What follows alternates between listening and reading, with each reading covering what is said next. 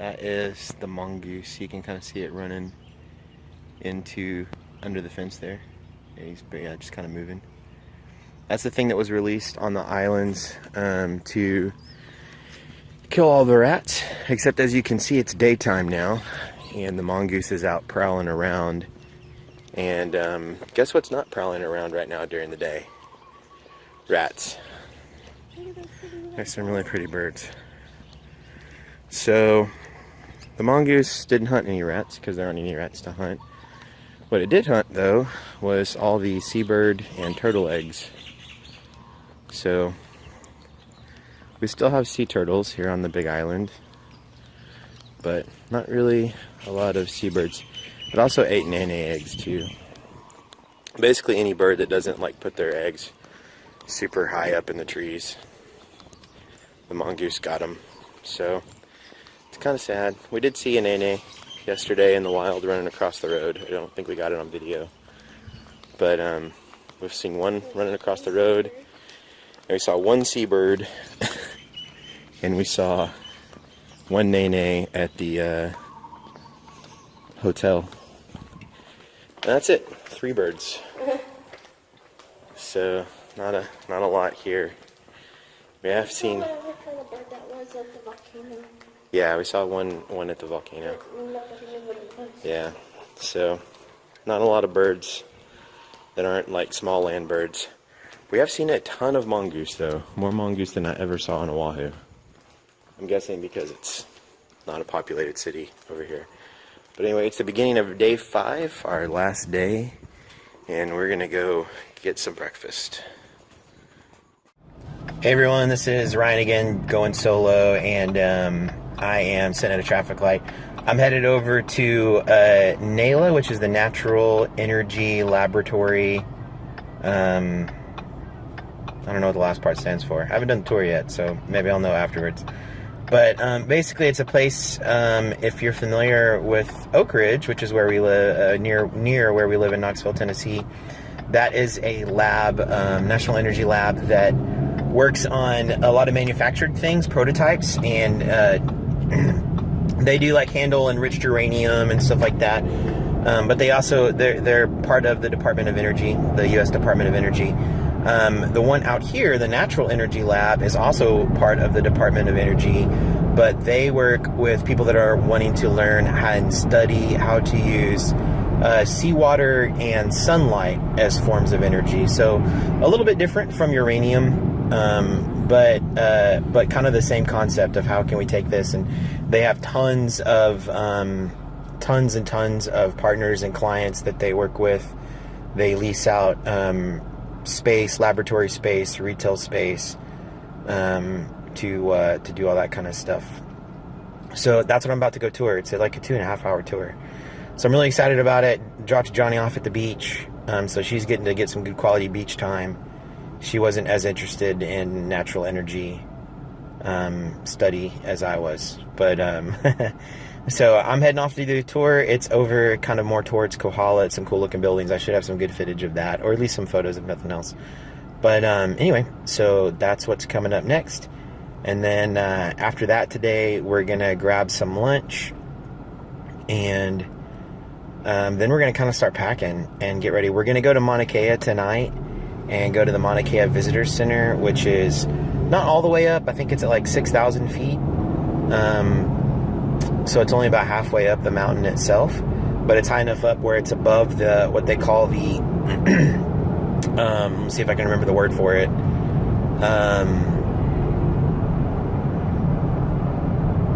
I can't remember the word for it. Basically the cloud layer, but there's like a more like astronomy related word for it. I think we've already said it maybe in another vlog, but it's above that, so you can actually see the stars really well. So we're gonna look at some stars and kind of look at some of the exhibits in the visitor center and learn a little bit more about the mountain, or the volcano rather, and the telescopes that are up there and what they do, and all that kind of stuff. So like the Canada-France telescope's up there. UH has a telescope up there. I think Germany has a telescope up there. NASA has a telescope up there. There's just a bunch of people that are using that space for study. So it's cool. But we're going to go check that out tonight. And then tomorrow we fly to Oahu. So it'll be part 2 of the Hawaii travel vlog. But anyway, we're going to get these tours knocked out here and then get some lunch and go from there. So we're ending day 5. Yes. Going to Mauna Kea summit to do some stargazing. We're dressing warm. It'll be up there.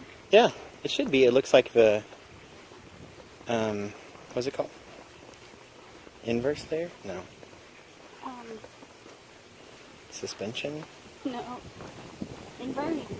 The inversion layer looks pretty low, so I think we should be above it and be able to see, I guess, clouds mainly, and then all the sky above that. So that'll be kind of cool. How was your beach day today, Johnny? It was nice. There was good sand and nice water. Some big waves. I got taken over by one. Sand everywhere. All my scalp and all my swimsuit. But mostly smooth after that. Did you see it coming, or did it catch you by surprise? I saw it coming, but I there were these rocks that were kind of where I was standing.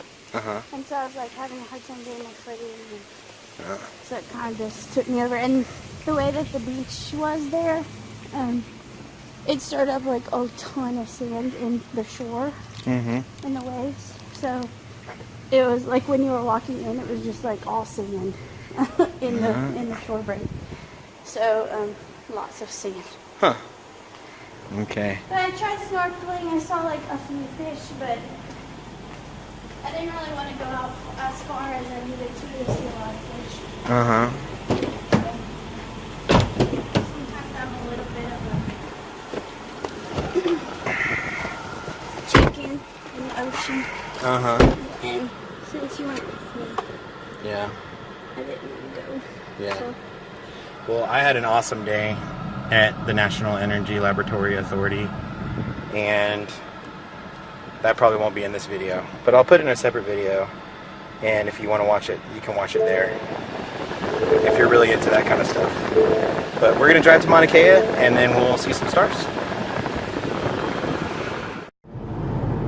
We're headed towards Mauna Kea, which is actually the tallest mountain on Earth, taller than Mount Everest by about 1,000 feet actually, but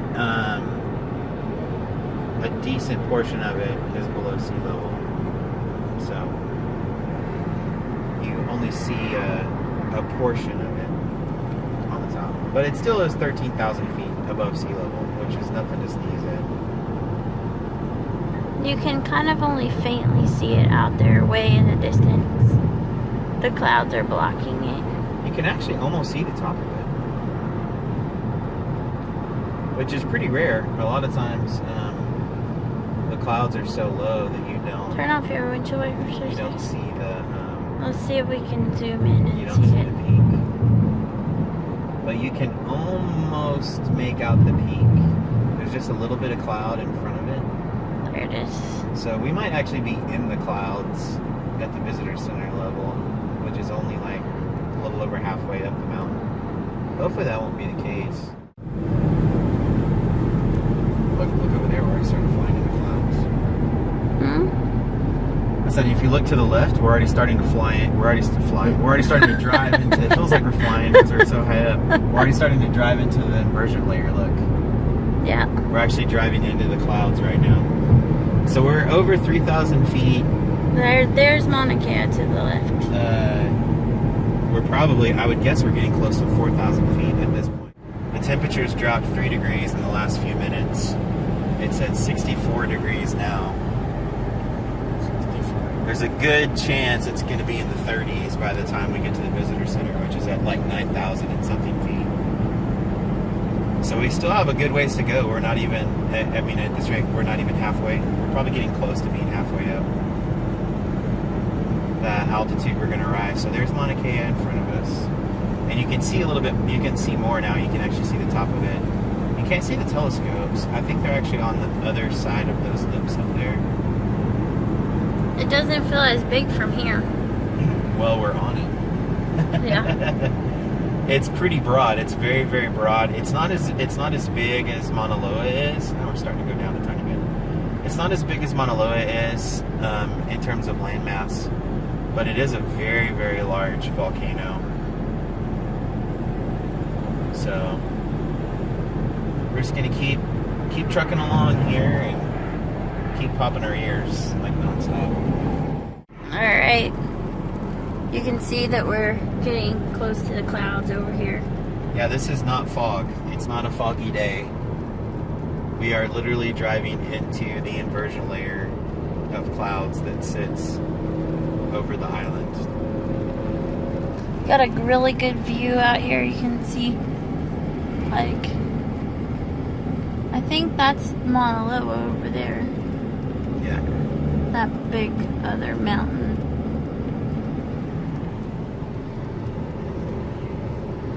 It's been kind of rainy, so we're getting close to the clouds and it's kind of drizzly.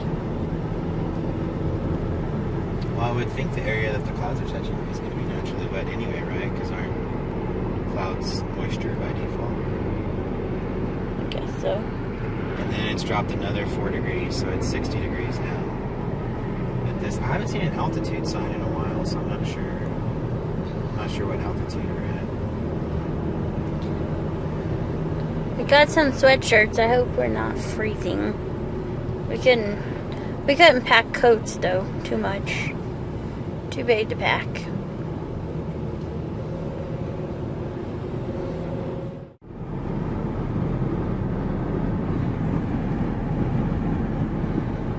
Man, you can tell it's super wet out here. Look, that's all moss. Mm-hmm. It's not grass, it's actually moss. Look at the trees. When you drive by, the trees are covered in moss. Oh. It's like so wet. And now it's a lava field. Oh. This is crazy up here. Yeah, it's put one way. It's like so wet that the moisture, Like all that green back there. the moisture literally just hangs on there. Even the trees Is that moss actually covered. even the trees that actually have leaves on them, all the bark, if you look at the bark closely, is covered in moss. Or I guess maybe algae.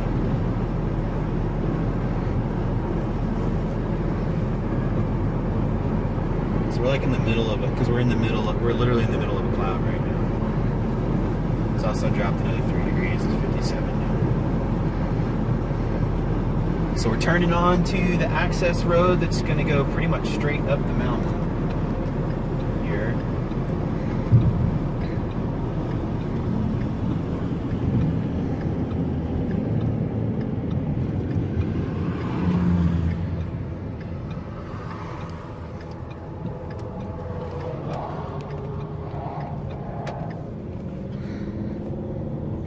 I think we popped through the clouds. It's clear again. Yeah. We made it through the clouds. There's still some up there, but There's still a little bit. like another layer, I guess. But that part seems to be moving pretty quick, so it may actually move off. But it's definitely, we can see, and the sun is like behind us, but it was bright, sunshiny as soon as we got through the clouds.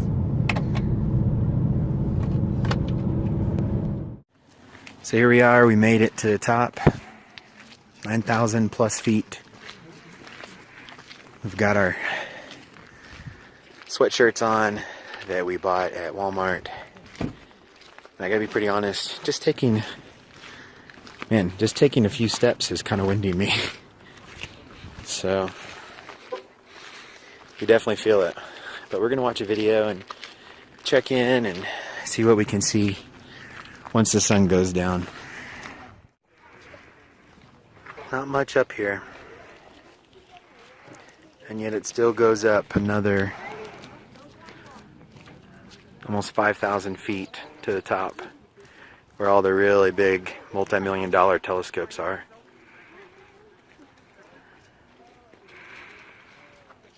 I'm starting to get used to breathing the air up here, which is helping. Because I gotta admit, it was pretty rough when I first got out of the car. But I think I'm better now. So, but yeah, even just coming up here and hanging out is definitely not for the faint of heart. Plus, you can tell it's starting to drop. Like, it's definitely starting to drop into the 40s. So it's gonna be very cold here in the next hour or so once the sun sets.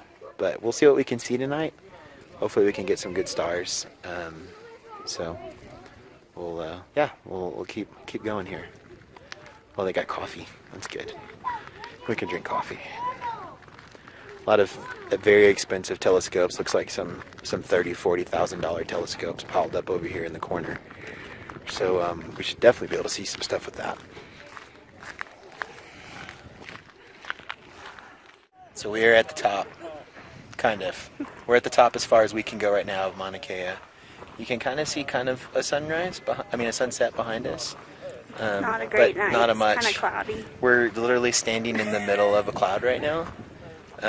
So it's getting cloudier as we speak. Yeah, it's literally rolling in all around us right now. So if you ever wanted to know what it's like to be inside of a cloud, it's semi-wet and no visibility at all. It's not really as fun as you think. It's like fog. I mean, it's like when you have fog on the ground. It's like fog. But anyway, so we're just gonna hang out here and see what happens with the sunset, and maybe see a video. Maybe not. We might be missing it.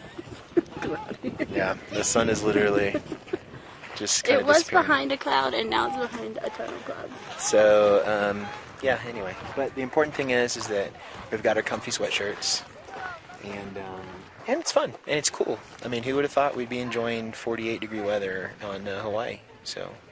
Anyway. Feels like fall. Maybe we'll go home to this and we're ready. Tennessee. Yeah. Alright, so we're on our way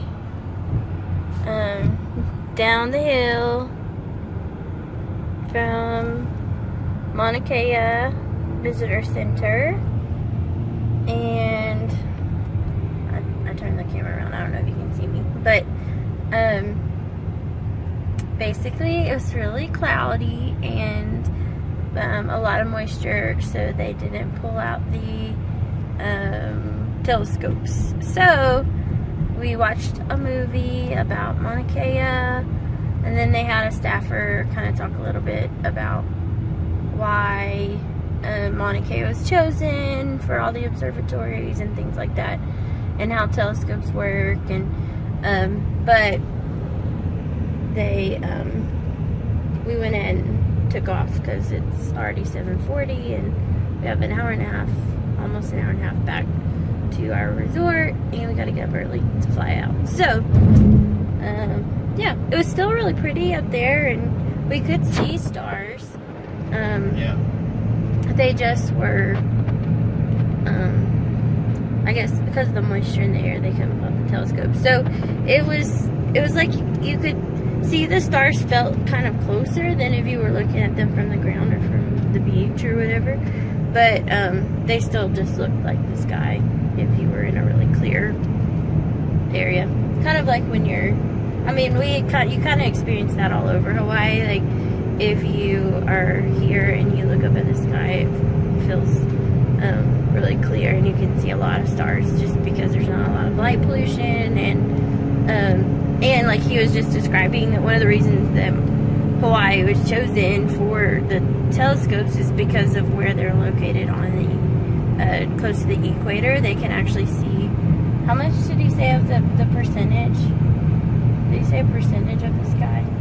I know he said he didn't say a percentage of the sky, but he did say out of 84 constellations or whatever, or stellar bodies or whatever. Oh, you can't see us at all because we're dark. Sorry, I'm just talking to a blank screen. he said out of 84 they could see 83 from the sun. Yeah, and out of 88. 88. Okay. Yeah, so in Hawaii they can see 83 out of the 88 like named constellations. Yeah. So anyway, so Hawaii is a good place to see a lot of stars. If you have a telescope, you can see them better. Yeah. So yeah, all right. Well, we're just gonna make our trek home and pack up to leave in the morning. Yep. The governor is through here. We're gonna head through there, have a little chat with the governor. The lieutenant governor's office is over there, those quad doors. Yeah, it looks like they're doing a lot of work right now. But we'll walk in here to reception and check it out, see what's going on.